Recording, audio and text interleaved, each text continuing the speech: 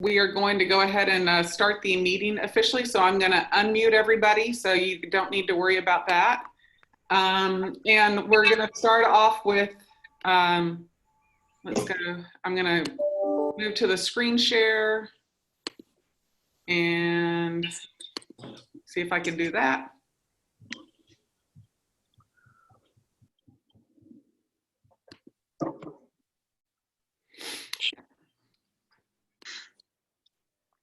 And we'll start with, oh, what a beautiful morning. So I'm going to let Mary begin playing the intro. So we'll see how it goes this morning.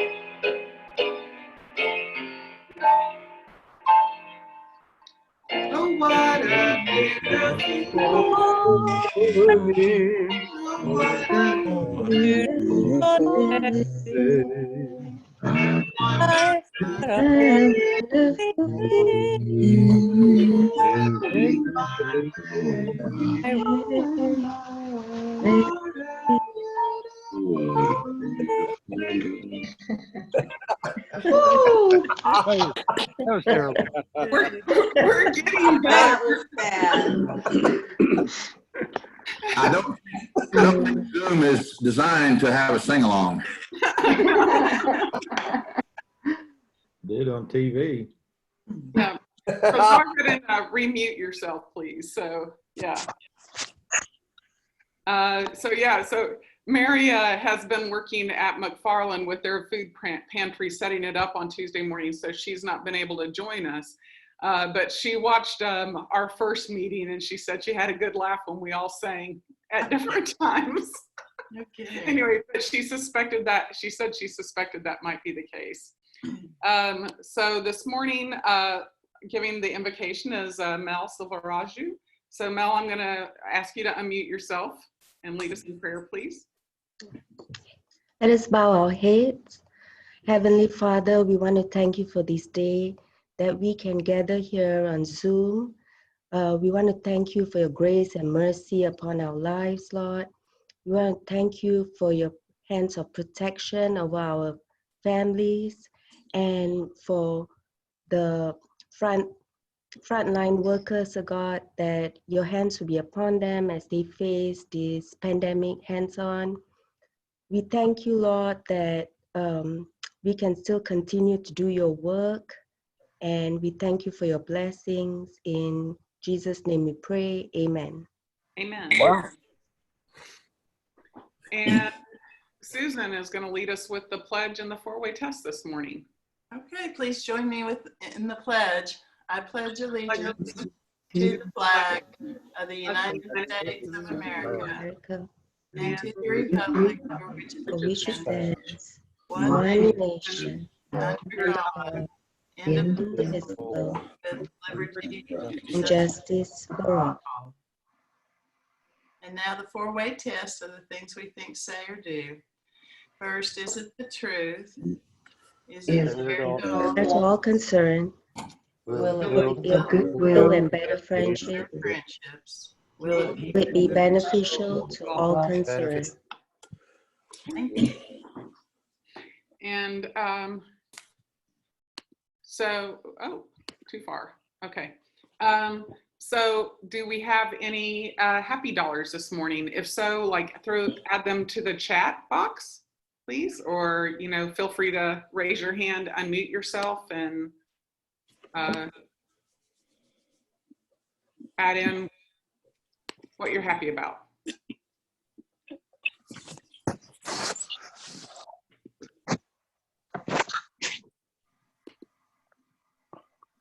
Anybody?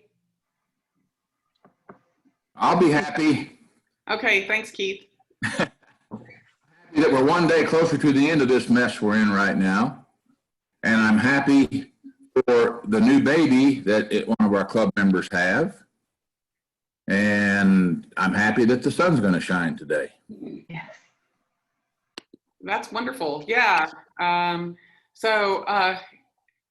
And Terry says he's a foster parent. So that's awesome, Terry. Would look forward to hearing more about that.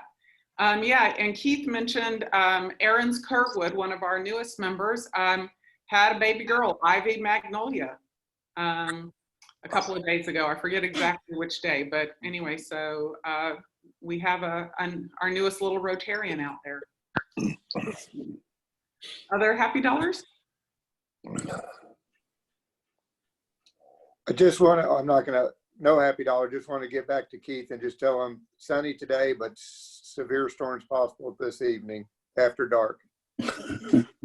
Thanks, David.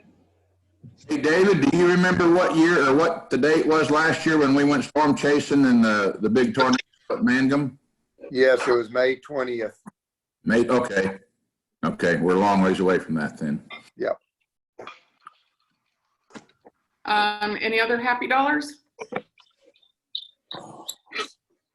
Okay, well, if you think of anything, please feel free to add it to the chat room. We'll do that. And then do we have announcements this morning? Any announcements for folks? I think Connie has one. Yes, I sent an email out last night. We're having a virtual happy hour on Thursday. And this week's theme is going to be food. So bring your snacks and share recipes and whatever else. We want to talk food. What time is that at, Connie? Oh, it's at 5. Okay, wonderful. Yeah, and I saw that email went out last night, so it should be in your inbox this morning. Right. If not, get in touch with me and I'll send you the link. Other announcements, anybody? Okay, so I'm gonna I'm gonna mute myself now and turn it over to April then. And April, just tell me when you want me to advance slides, okay? Okay. All right. Good morning, everybody.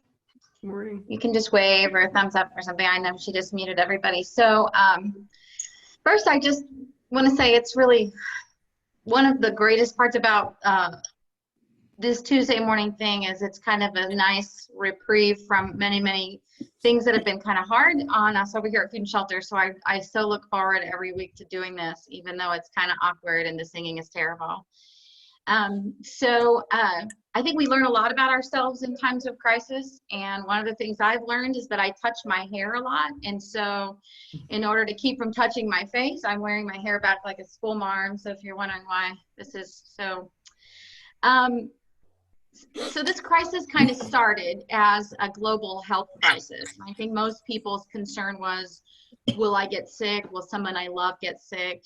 And how will we survive this? But as it started to unfold in our community and we realized some of the drastic measures that had to take place in order for us to keep our community healthy, it turned into a global economic crisis. And I think that global economic crisis is just beginning, and it's going to have some rippling effects within our community for an unforeseeable future.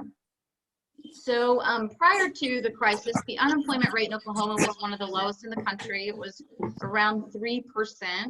That was roughly about 50,000 people in our state that are without jobs. And in the blink of an eye, like literally in a day's notice, that number quadrupled in one day, quadrupled to about 250,000 people in our state not in the workforce.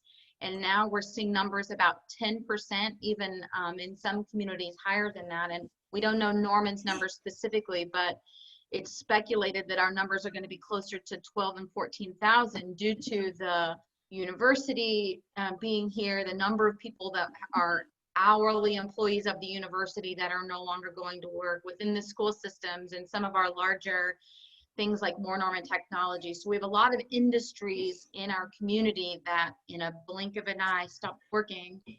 And those people immediately went from having enough resources to support their families and themselves to having zero resources. And If the health impact of this was not already heavy enough, the impact, the weight of not knowing how you're going to support yourself and your family becomes incredibly heavy. And we've seen a lot of fear and sadness and anxiety come out of that, as you can expect.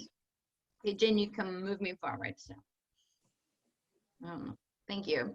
So within our community, there are a number of people within this crisis that have the stability and the safety net to sustain themselves financially. I think, you know, we were talking earlier about the oil and gas crisis. There's a lot of people whose financial resources are invested in that, and you know, that the impact of that on our community is going to be known in the future. But there's for most people living right on the brink of poverty, whether they were already within poverty or just above, that one crisis is all it took for them to go from having enough resources to not. And whenever people go into crisis mode, particularly around war times or economic depressions, we resort back to kind of our basic instincts of survival, which is, I don't know if you've ever heard of the Maslow's hierarchy of need, but the Maslow's hierarchy of need tells us the base of all of our well-being is formed around food, shelter, and safety. And so right now, that's what we're seeing. I think there are a lot of people concerned about how they're going to feed their families. So we're seeing significant increase in the number of people showing up to our food pantries. There are people that went from having income in March to not having income in April and could not pay their rent and utility bills. And though there has been some conversation or some speculation that evictions would be halted and utilities would not be turned off, that's actually not become reality. Many people are still being evicted. Many people are still having their utilities cut off for non-payment. And so, so we're seeing an increase for that as well. And then of course, there's the group of people who already were without a home that require a great amount of support as well. So I'm going to talk to you a little bit about what our community is doing to try to meet those needs. A lot of that's coming out of food and shelter, but there are many other groups as well that are providing assistance and support. So if we could go to the next slide. So we are a partner agency of United Way. They fund our food program and have been a great support system to us for many decades. After the crisis began, toward the end of March, they called a meeting together of all the partner agencies to determine who was providing services. And at that time, the only agencies providing services still to people in need were Salvation Army and Food and Shelter. And so Food and Shelter and United Way formed a partnership, and we pulled together our resources so that we could help as many people as possible. Food and Shelter invested about $50,000 of our own funds from our reserve account. United Way sent about another 30. And so through the process, we have been able to reach out to people, identify people who have lost their jobs due to the COVID virus, and pay their rent and their utilities up to $1,000 per household. So we helped 62 households already. And I mean, Norman has, you know, roughly 55,000 households. So that's not a lot of households, but it's a lot of households of that group of people in need. So that's 62 households just within a 2-week period that we were able to pay their rent. We're still taking intakes and growing our resources within that little pocket of money. We're expecting an influx of money also by the end of this month, so that we can continue that into May, as we know people are still going to be without jobs and without resources. We also had a donor give us a large amount of money, and he just wanted us to give people financial support. So we bought Walmart gift cards and grocery store gift cards, so people would be able to go out and buy the things that they need for their family. So by the 10th of April, we had already supported families in our community, about 150 families, for a little over $200,000, all thanks to this community that poured their support into Food and Shelter and into United Way. We know, gosh, that this, again, the rippling effects of this are going to continue on, even though we may be seeing the light at the end of the tunnel and could see within a couple of weeks the businesses start open back up, the people I talk to out in the community that I know, there's a lot of hesitancy to bring everybody back on if they're going to just have to turn around and put them back out again. So it may really be well into the summer before we see a majority of people be able to go back to work. Especially, I mean, considering the university has already indicated that they're not bringing people back until maybe the fall, if even then. So that's a lot of people struggling, and hopefully our community can figure out how to keep sustaining these folks so that we don't see thousands of people fall into homelessness all at the same time. I don't know if these chat questions are for me. So Jane, if you see something I need to answer, will you let me know? Okay, so we can go to the next slide. So the food part of food and shelter is kind of been hit the hardest, I think, that we've been seeing some days we've been going from 20 households a day to 80 and 90 households a day coming in for food support through our food pantry. This is a list of food pantries that are still offering services right now. Many of them, most of them actually have reduced down their service hours. So I think because those food pantries are not open as often any longer, we're seeing a greater an increase. On top of just our normal food pantry that's open Tuesday through Sunday, we've also started collecting, taking names of people who live within our community, but they're too high risk to go out and shop for themselves. These are cancer patients. We're delivering to moms who have kids that should be taking chemo right now. We have elderly people that don't have family that can shop for them. So we're now actually delivering food boxes out to about 100 to 120 households a week. It's kind of goes up and down as people call us and let us know what they need.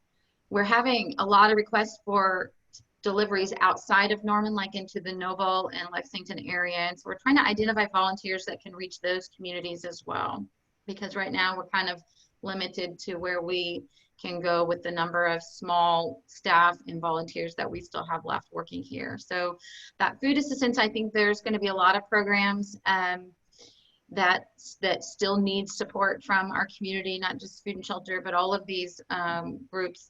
Jeff Bryan's saying Crosspoint Church has a food pantry operating also, so that's great. That's good because there's a lot of rural areas out there. So so we can go to the next slide as well. I can't get my picture. I don't know. I had my picture up on Sunday. I don't know. Was that from? I couldn't tell if that was for me. So, I kind of mentioned this stuff already.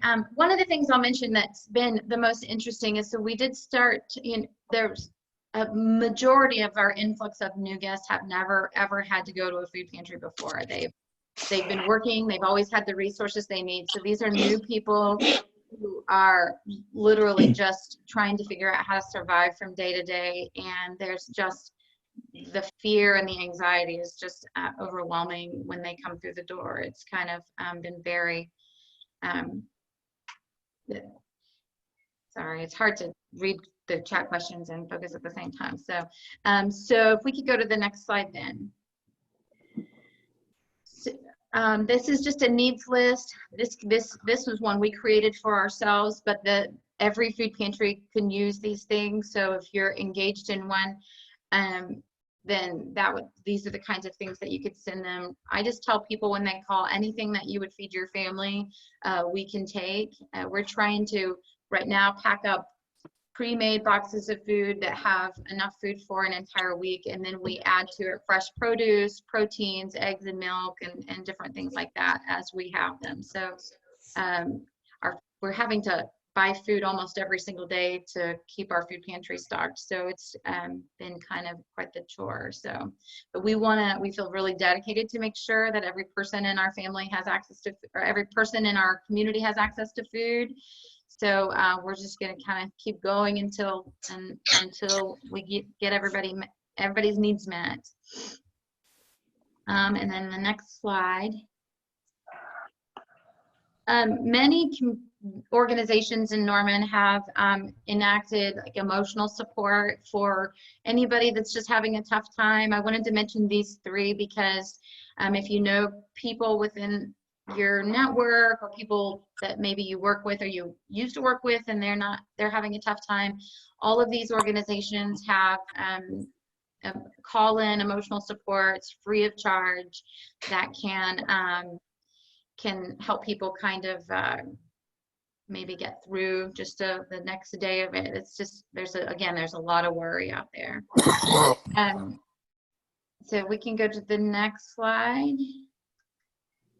So I think the most complicated thing that we are having to deal with right now within our community is how to ensure that people who are homeless are, and that's people who literally have no place to go, are able to protect themselves from exposure and also reduce the amount of transition through our community that people who are homeless have. So if you can imagine, the general day of somebody who's homeless might be they come to food and shelter and get their meals, then they get on the bus and go across town.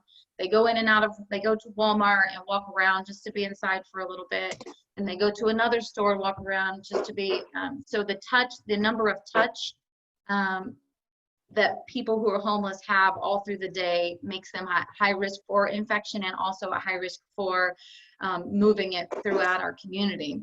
And so early on in the crisis, we kind of tried to get everybody together so that we could talk about how to protect themselves and the importance of the safe distancing and trying to keep from exposing other people as well. And we tried to get everybody to take it very seriously, but for the most part, people who are homeless, one, just social distancing is just the least of their worries. But two, their lives are already very enmeshed. They sleep in areas where other people are very close together. They share cigarettes, they share bottles, they share food, and so the amount of risk for this kind of group is really high. And so at Food and Shelter, we've tried to identify our highest risk people who already have underlying health issues, and we've now put about 45 different people who are homeless into motels throughout our community. So they have an ability to shelter in place and not be out within our community. So we have 3 different locations right now of temporary shelter throughout town on top of what's here at Food and Shelter. And we are delivering breakfast and lunch to them every day at their motel room. We're providing all of our support services at their different motels so that they are staying all in one place. And though that's probably only about 1/3 of the homeless population, it still has dramatically reduced down the number of people that are congregating here at Food and Shelter and congregating in different places throughout the community. So we feel really fortunate to have been able to do that through some support that Sarkis Foundation has sent to us. It's very expensive, and the longer this goes on, the bigger the struggle will be to keep everybody housed. But we feel really that it's important, because if one person gets it within the homeless community, it's going to spread very rapidly. And so many people have chronic health issues within the homeless community that they are unlikely to, many of them would probably not be able to survive it. And so to date, we have no confirmed case, no sick people at all within our kind of general homeless community. And that's really great. We're still allowing other people who are outside to come into Food and Shelter and shower and wash their hands and keep themselves clean as much as possible. But just like other restaurants, we're not allowed to have people eating inside, so we're just doing to-go services. We're delivering quite a few meals out. We have partners that come in and pick up meals and deliver about, we're about 150 hot meals every lunch. We serve breakfast and lunch, but we're delivering out lunch to about 150 people. And there's still quite a few people coming here as well and getting their meals and taking them to go. So it's been quite the challenge to this particular problem, and it's not just unique to Norman. All over the country, they're trying to figure out how to protect people who are homeless and how to how to keep it from spreading rapidly through that community whenever their lives are already so at risk for so many things. So it is quite the challenge for sure. And we can go to the next slide. Some of the other things that are happening, particularly for people who are homeless, normally Salvation Army closes at 7 a.m. and the people that are staying there have to leave, but they've extended their hours to 24 hours per day, and they've also spread out their shelter a bit more so to allow for social distancing. That's really great for the number of people that are there now, but it has reduced down the number of people who can get into their shelters. So we're seeing a lot more people who are having to like stay outside, and that's become a challenge. And we expect, and we're told to expect, the number of people becoming homeless to grow even more over the next few weeks. We have a nurse practitioner that provides health support to people who are homeless, and so she's still been coming and working here to screen people, to help make sure that if we identify any person in need, that she can make sure that if their symptoms align with it, that we can get them in for testing. Luckily, that's only been 2 different people since the crisis began, and both of them tested negative for the virus. We're also ensuring that they have their medications filled, that if they have a health condition that puts them at risk, that they're at least maintaining that in the best way that they can. So we've been filling people's prescriptions and making sure that they're taking their medicines and keeping their health as good as possible. So as we move on, as we continue on, and things try to open back up again, we're having some conversations about whether it would be safe for us to just reopen our dining room as usual, or if we needed to wait even longer. But we're just trying to work creatively the best way that we can and keep people from falling ill. So again, it's for us, just like everybody else, it's just a daily reassessment of what we're doing and what more we can do and how better that we can do things. So I think I have one more slide. I probably already said all of this stuff. So we do expect some rehousing dollars and some eviction prevention dollars to come out of the CARES Act. I don't know when that will come, but as soon as it does, Food and Shelter will begin spending that money within our community to keep people from becoming homeless or to rehouse people as fast as possible. It's just when funds come from the federal government, they often come with a lot of paperwork and high stipulations. And so we're not really quite sure right now what all of that will look like, but we'll kind of keep watching and waiting for that to happen. And then I think I have one more slide.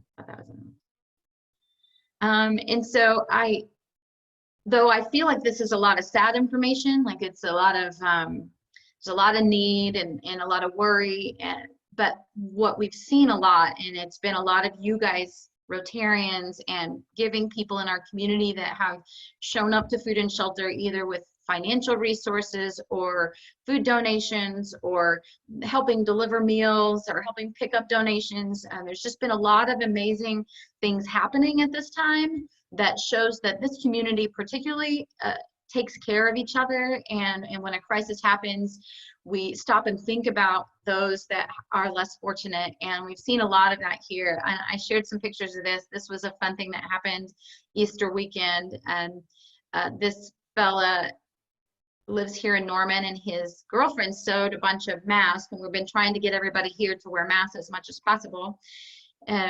And so he came to deliver masks to all the residents at the village and anybody else who wanted one. And so he decided to dress up as Spider-Man to get here. And it was just a really fun day because, you know, again, everything had started to feel very scary, and we all felt the weight of everything happening.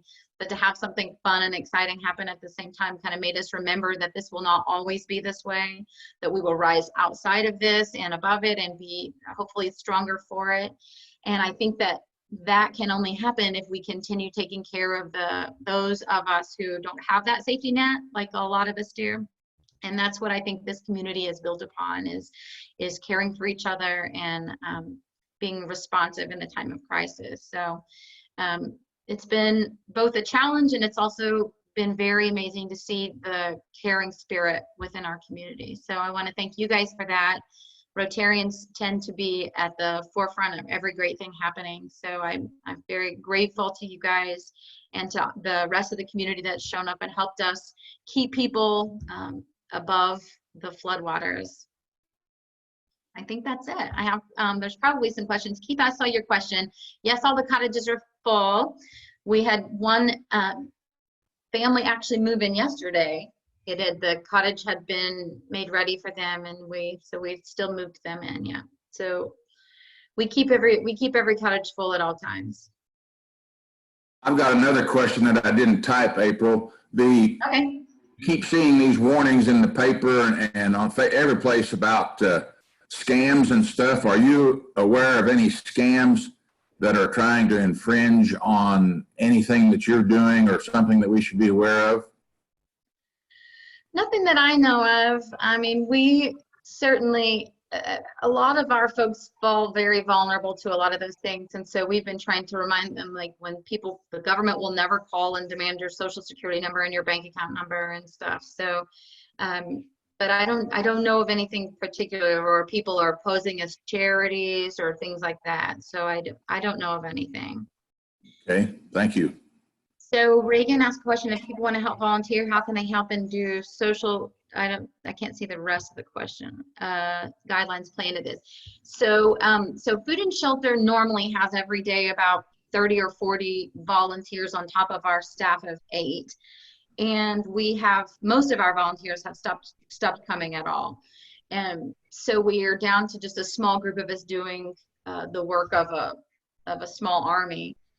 So, but volunteers we have a handful of volunteers that are still coming, and some volunteer groups that are still coming. We've just asked them to reduce down from where they might normally have 10 people to bring only 3 or 4. Volunteers can help us greatly by helping deliver food boxes where we practice social distancing. The volunteers come to the door, we load the stuff into their car, and then they go to the house and drop the food box and ring the doorbell and walk away. So there's very little interaction at all. It's very difficult when you work in a kitchen to stay 6 feet away from people because it's a small, tight space. So we're trying to keep the number of people in there down as much as possible.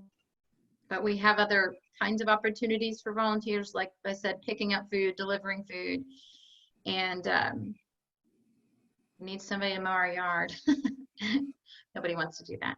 But so volunteers are tricky right now. Oh. Are there any other questions for me? April, if somebody's go ahead. Somebody's going to talk. I'll shut up. Keith, you go ahead and then I'll ask mine. Well, I'm just going to have April explain to the newer members that are on with us this morning my question about the cottages, how many cottages you have, and the fact that Sooner Rotary is the proud sponsor of one of those in particular. Yeah.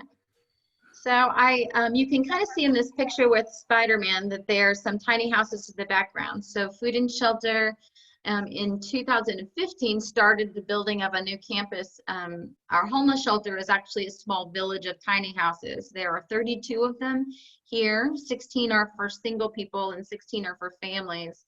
And Sooner Rotary, contributed $25,000 to help us build one of the tiny houses, and it has a plaque on the front of it that says Sooner Rotary on it. And so I get to see that every day.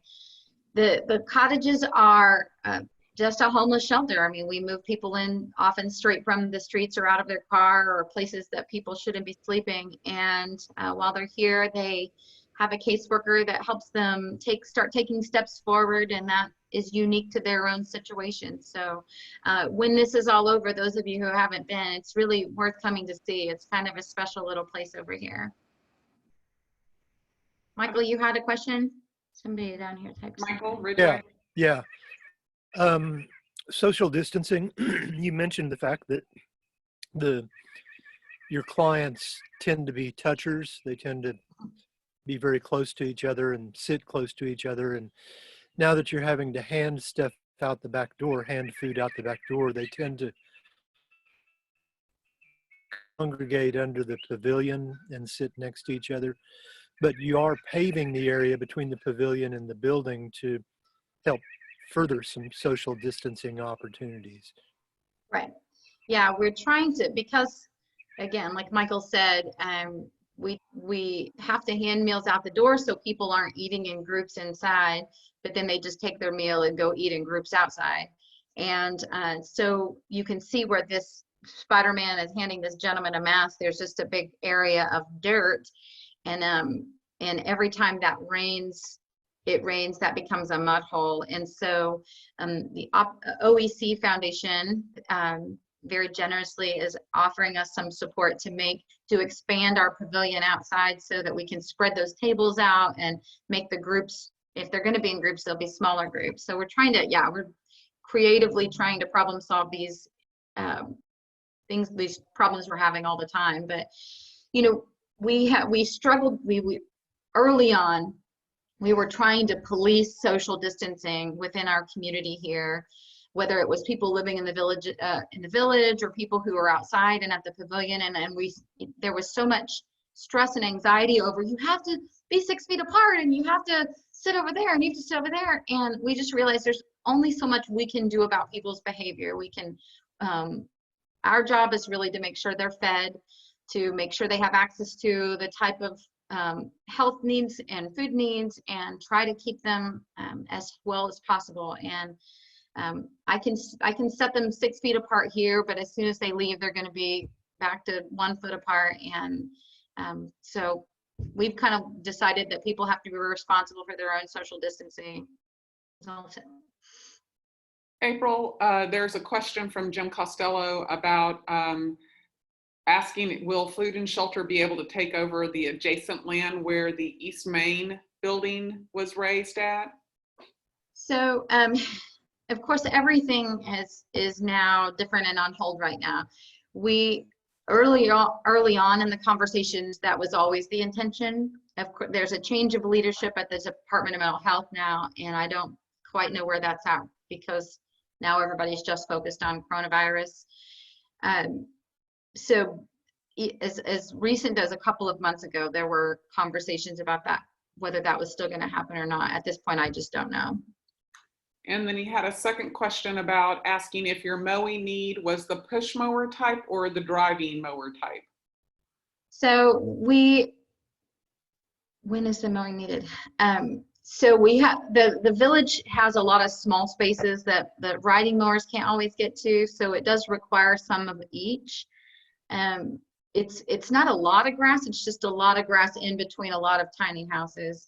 So we had a volunteer group come a couple of weeks ago and do the mowing, and it's just now time for it. Of course, who knows? David told us it's going to rain. It's in storm tonight, so it may be too wet to do any mowing the next few days. So this is that kind of season where you have a short window of mowing opportunity.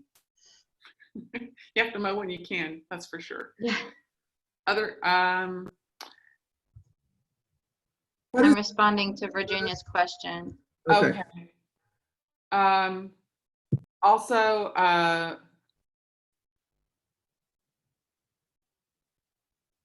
okay. I got the question, Evan. Evan Taylor says that he lives near the village and he sees a lot of foot traffic headed toward downtown, which has remained constant even after the virus outbreak. So do you know what is drawing people from the village towards downtown? I think that's just where a lot of people sleep when they go down. They're in behind buildings down there. They're in alleys and stuff. They leave here and go to places where they can find a place to sleep. So it used to be the library. The library's not open any longer, but for the most part, they come here, eat, hang out through the day, and then they leave and go to wherever their sleep sites are, which are a lot of them are downtown. Okay. Other questions for April? April, I'm interested to hear who what utilities are disconnecting people? Because I know OEC and OG&E both are not disconnecting right now. OG&E is OG&E is Oh, they are. disconnecting. Yeah, They are. they Okay. are. Yeah, Okay. yeah. I haven't gotten anyone from OEC yet. A woman yesterday told me, well, it was a unique situation related to an unpaid deposit or something. I don't know, but no, I have confirmed at least 3 OG&E clients that were turned off last week. So that's surprising. There was a Corporation Commission's been very active in promoting withholding disconnecting. So I wonder. It was surprising. I didn't think they were telling me the truth, so I called to confirm it, and they said, yeah, and told me how much money it would need to get it turned back on. So wow. Okay. It is going to be very challenging once we do start being able to disconnect, because we want to help people get caught up. We don't want to disconnect people, but the challenge is they need to reach out and contact us, and we're going to do everything we can to try to make payment arrangements with them and help them get caught up, even on a much, much longer term basis than we would have normally. Yeah. And that's, there are some, like the city of Norman, for instance, the city of Norman doesn't have the budgetary capacity to forgive all of those people's past due bills. And so those bills are still going to be there. They're just going to have to figure out some way. I don't know that they don't end up with a $700 bill that's due on May 15th. Jeff Bryant asked a question: what's the criteria and process for those seeking rent assistance and utility assistance? So prior to COVID virus, we had a once a month call-in screening where we did rent assistance. So we did we took the first 30 or 40 people that called in. So right now we have intake between 1 and 4 Monday through Friday, where people can call in and we talk to them a little bit about their situation.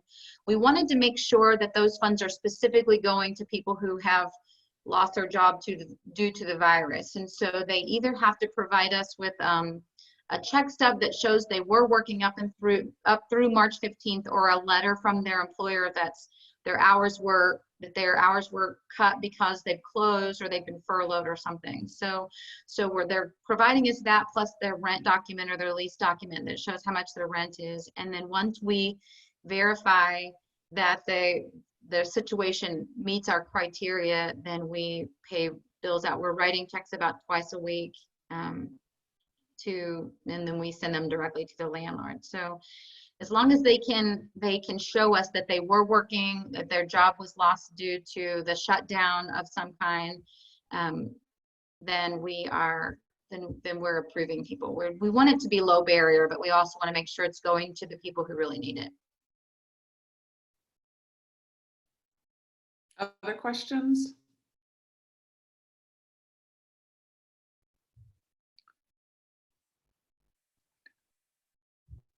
I've got a question. I've got a technical question if we're done with this part. Yeah.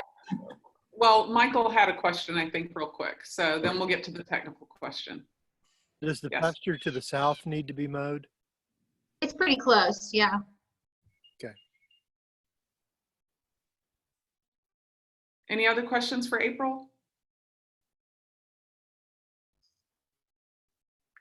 Keith, what was your technical question? The emails that we receive from you about the Zoom, it has a whole bunch of phone numbers on it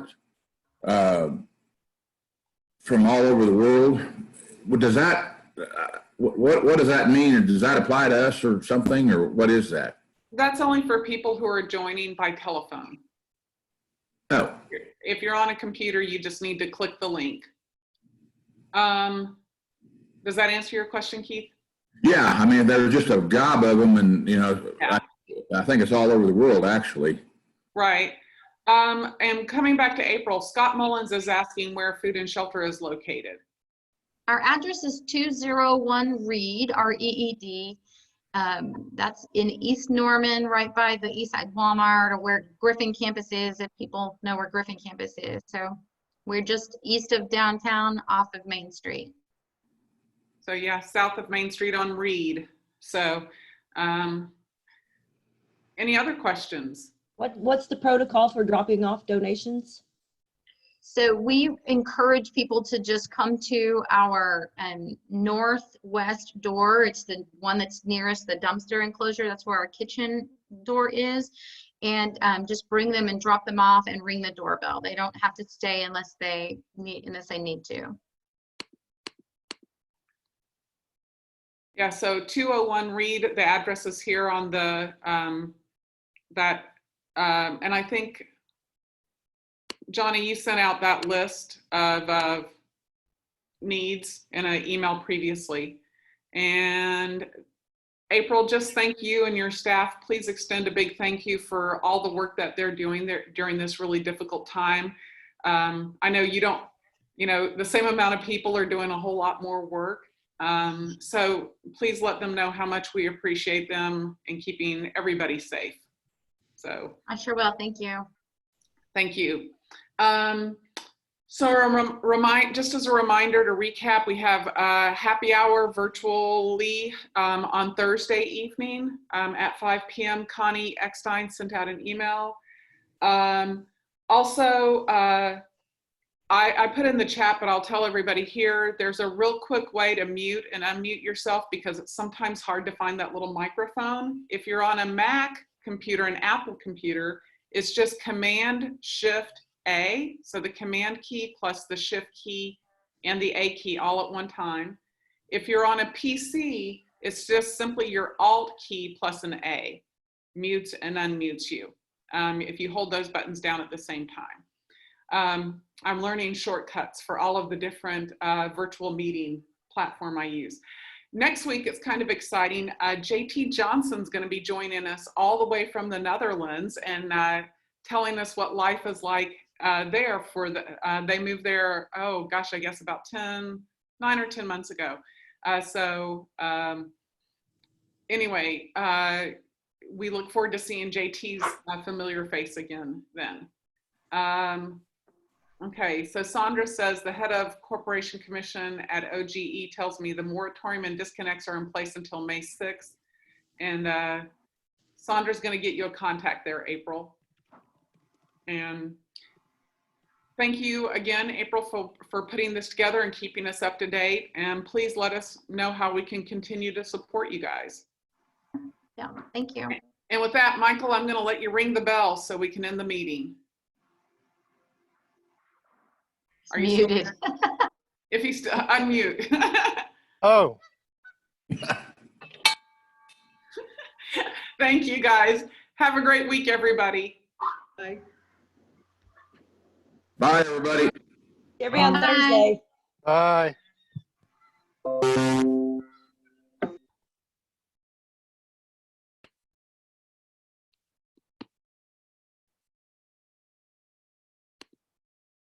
How many